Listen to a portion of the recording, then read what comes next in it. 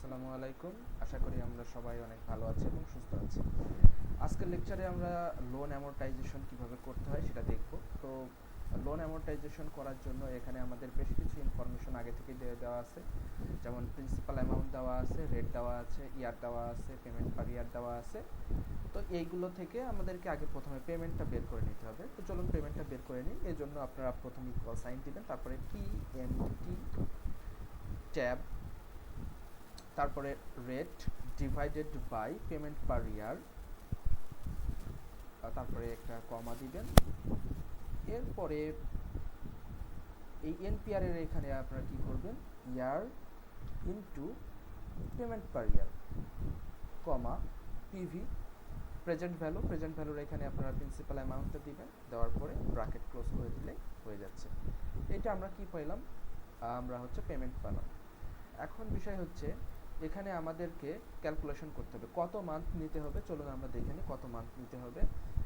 এটার জন্য আমাদের ইয়ার ইনটু এই পেমেন্ট পার ইয়ার কত পেলাম, 180।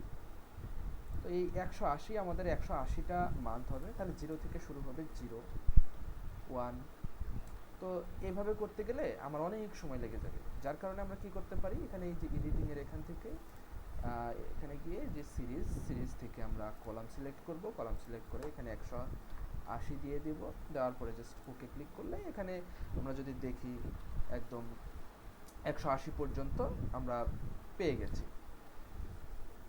এখন আমরা আবারও সেই পেমেন্ট ক্যালকুলেশন করব একইভাবে, PMT tab rate divided by payment per year, comma তারপরে এনপি ইয়ার, সেই ক্ষেত্রে আমাদের ইয়ার into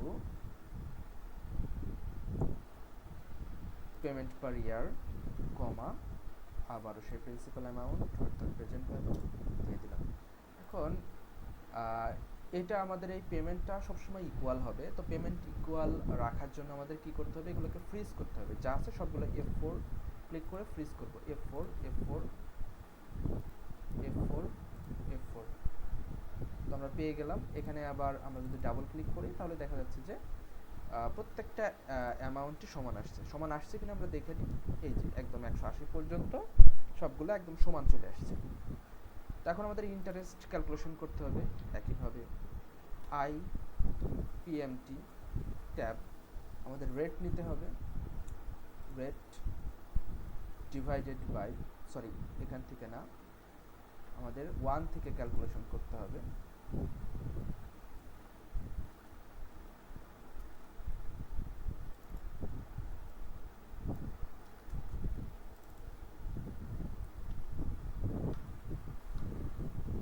আইপিএমটি rate divided by payment per year, কমা এখানে যে এনপিআর এখানে এইটা আমরা নিব, নেওয়ার পরে কমা,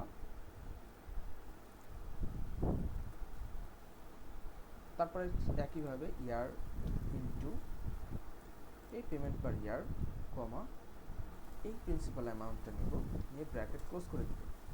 এখন এই ইন্টারেস্ট আমাদেরকে কি করতে হবে, এটা তো আমাদের ফ্রিজ করা হয়নি, আমরা এই G9 বাদে সবগুলো ফ্রিজ করে দেব, F4 F4 F4 F4 F4, সব ফ্রিজ হয়ে গেল। এখন আমরা ডাবল ক্লিক করি, ডাবল ক্লিক করার পরে যা আসবে এটাই। এখন আমরা প্রিন্সিপাল কিভাবে বের করব, ইকুয়াল পিপিএমটি, একইভাবে রেট নিতে হবে ডিভাইডেড বাই পেমেন্ট পার ইয়ার, তারপর একটা কমা, তারপরে মান্থ, কমা পেমেন্ট পার ইয়ার ইনটু ইয়ার ইনটু পেমেন্ট পার ইয়ার, কমা আবার সেই প্রিন্সিপাল অ্যামাউন্টটা নিয়ে ব্র্যাকেট ক্লোজ করে দিলে হয়ে যাচ্ছে।